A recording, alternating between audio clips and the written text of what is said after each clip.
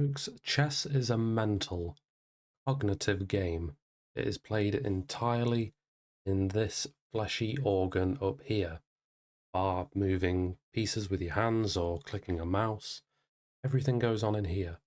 So why, when we're trying to improve our chess, would we neglect emotional or mental factors that could inhibit our playing ability? I have got 3 points of guidance for you today to tackle the mental inhibitions that you might feel when playing a game of chess.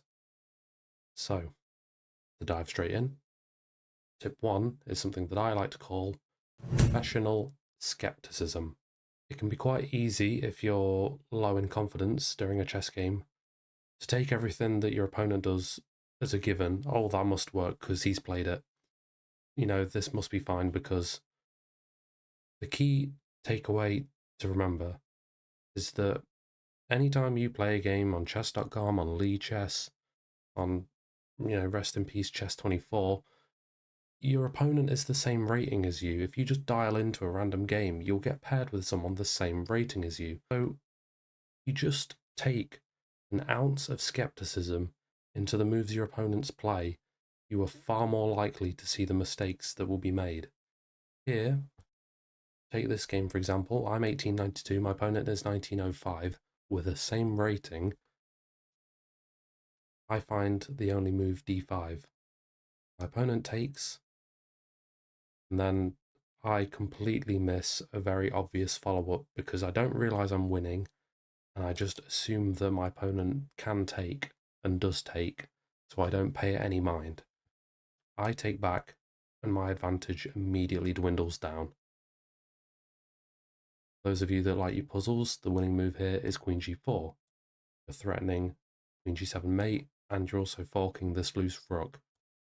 Realistically speaking, that's quite a simple move to spot, especially because it threatens a mate. You have to respond to that somehow. You just pick up a free piece, and you'll just go on and win the game. Because I have not applied a professional skepticism to this game, I've just assumed that my opponent can take on d5, and I've trusted their judgment. I've gone on to miss a winning chance, and then I go on to lose this game. Secondly, the next tip is simply just play the position in front of you. It's very easy to let emotions creep in into a chess game. Again, it's played all up here, so the emotions can seep in slowly. If you've just missed a winning chance and you're, dialing backspace, trying to find where it was, or you've just blundered something, it's hard to keep that momentum and you can quite easily spiral. But even if, let's say, you're completely winning and you blunder down into an equal position, well, you haven't lost yet. The position is still equal. There's still a game to be played. So why would you not just keep playing it? So many games are thrown away because you don't play the most optimal, you don't play the best move, and then you just let it spiral out of control. This game, for example, starts very normally. We get a Sicilian defense. All pretty normal stuff. We can skip through all this. But here, bishop e5 is a mistake. Why, you might ask? Well, first of all, I should have gone in with the knight. I'm not familiar with this line. Kind of rushed in a little bit. I spent 10 seconds on this move. It is what it is. The idea is knight e5, and you can't take back because there is queen a5. Picking up the knight, you're down a piece. Resign, really. Or failing that, you don't take and you play the best move, which is queen e2. Then there's d5. Now you can take because there's no queen a5. But black will likely show castle. Let's say you long castle. Then there's queen g5, king b1. Now there's queen takes e5, f3, getting a pin going. Then there's queen h5. If you take, there's bishop g4. The point is, I have quite obviously blundered, and it's even worse than that, because I don't know what's going on in this game at all, and I take the knight. My opponent here, instead, goes queen e7, completely missing queen a5, just a simple, simple fork out the opening. And now I find queen d4 the only move things like f4 or just trying to cover up. Well, you need to defend the knight first and foremost. You can't really move the knight because of discovered attacks. So queen d4 keeps everything together. Here my opponent thinks for blitzing out all these moves, you know, I'm down a minute and a half on the clock already. But we are just evens. This is just an evens position. Here my opponent thinks for a minute and a half or two. Goes knight takes f2. Ambitious, but it just simply doesn't work. And obviously this isn't to critique my opponent here or anything, but it's to highlight the point that, okay, they may have acknowledged that they missed queen a5, which is why they spent so much time. They were looking at queen a5, you know, kicking themselves in the head, banging the head against the wall. All irrelevant. Instead, they try and push the boat out. Obviously, if you take with the queen, then queen takes knight with check. You know, you've won a pawn. Fantastic. But the very easy and calm response, king f2, and after missing a completely winning chance to go up a piece, you've just tilted into oblivion and found yourself down a piece in what was just an even middle game slash opening kind of thing. That's the point I'm trying to get across to you. This game could have gone on as normal, and I still could have lost. And then he would look at queen a5 and probably laugh and go, oh, I could have, you know, put this game to bed so much quicker. Instead, he's done this, and the game goes on for a little while, but the queens come off, and eventually I do go on to win the game.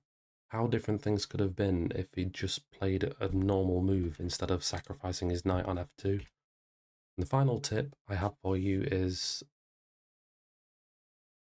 rather anecdotal, I suppose. Will take you back to an awful time in my chess career. January the 28th, 2024, not all that long ago. I played, let's count them up. 1, 2, 3, 4. Oh, wait, no, it says at the top. My bad. I played 10 games on January 28th. 10 rapid games. Long games, okay? I played 10 and 0.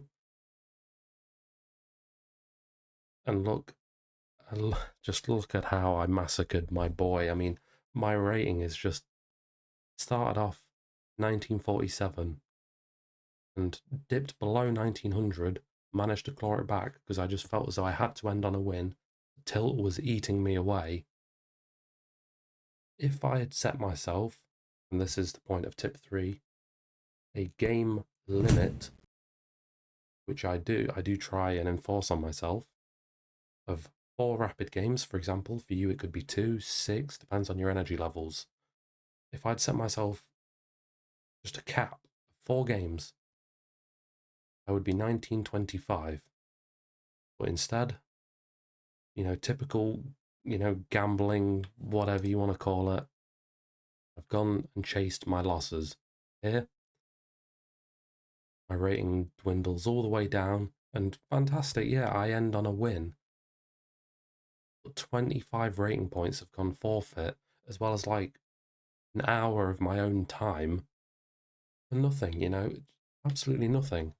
Sure, I would have been a bit miserable having won this game, which, by the way, this was a terrible game to begin with, because it was just a completely even end game, but my opponent ran out of time. That's the way it goes, sure, but still, we played just as good as each other from this accuracy, you can see. That should have already been a tell that I wasn't playing my best. But bite the bullet, try take it deeper. I would have been miserable at this point, but at least I'd have kept some rating. I can just go again tomorrow when I'm feeling a bit fresher. Instead, chase the losses, plummet all the way down, and then this was just some lucky win at the end where my opponent, it says I played 91 accuracy. My opponent just played some ridiculous thing that didn't need to be done. I capitalized on it and won. These games here are not indicative of my best chess, so why would I play them? What is actually the point in me playing them? It's just tilt, pure tilt was all that came into that. That's all it was. So again, to reiterate, I set myself a cap on the amount of games I can play. my rating will thank me for it, and I will play better chess because of it. So I won't spiral, and I won't undo all the good work I've done prior.